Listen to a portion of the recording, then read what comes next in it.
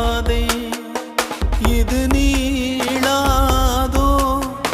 தொடுவானம் போலவே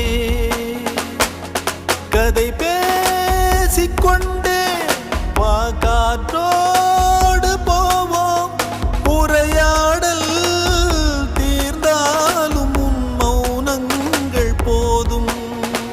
இந்த புல் பூண்டும் பறவை நாமும் போதாதா இனி பூலோகம் முழுதும் அழகாய் போகாதா முதல் முறை வாழ பிடிக்குதே முதல் முறை வெளிச்சம் பிறக்குதே